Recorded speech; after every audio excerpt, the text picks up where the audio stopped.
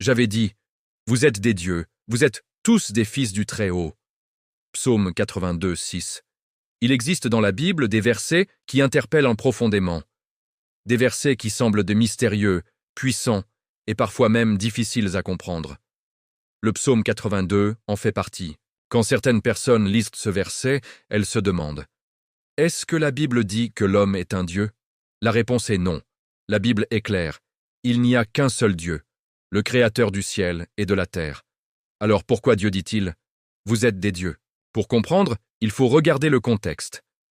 Dans ce psaume, Dieu s'adresse à ceux qui exercent l'autorité, à ceux qui jugent, à ceux qui dirigent.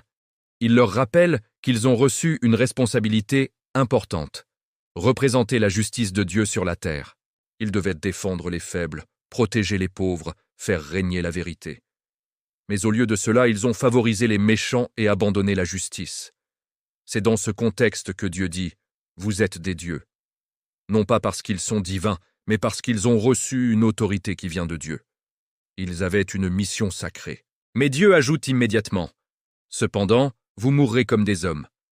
Autrement dit, peu importe la position que tu occupes, peu importe l'autorité que tu as reçue, tu restes un être humain. Et un jour, tu rendras des comptes devant Dieu. Ce message est puissant, car il nous rappelle que toute autorité vient de Dieu, et que cette autorité doit être utilisée avec justice, humilité et crainte de Dieu. Mais ce psaume nous rappelle aussi une autre vérité profonde. L'homme a été créé à l'image de Dieu. Cela ne signifie pas que l'homme est Dieu, mais qu'il a été créé pour refléter le caractère de Dieu. L'homme a été créé pour aimer, pour faire le bien, pour vivre dans la vérité, pour marcher dans la justice. Mais le péché est venu briser cette image. Le péché a introduit la corruption, l'injustice, l'orgueil et la violence.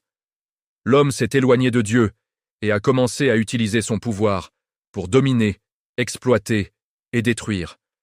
C'est exactement ce que Dieu dénonce dans ce psaume. Mais la bonne nouvelle, c'est que Dieu n'a pas abandonné l'humanité. Il a envoyé Jésus-Christ. Jésus est venu pour restaurer ce que le péché avait détruit. Il est venu pour pardonner les péchés, guérir les cœurs et rétablir la relation entre l'homme et Dieu. À la croix, Jésus a porté nos fautes. Il a pris sur lui nos erreurs, nos injustices, nos péchés. Et par sa résurrection, il nous offre une nouvelle vie. La Bible dit que ceux qui croient en lui deviennent enfants de Dieu. Voilà la vraie identité.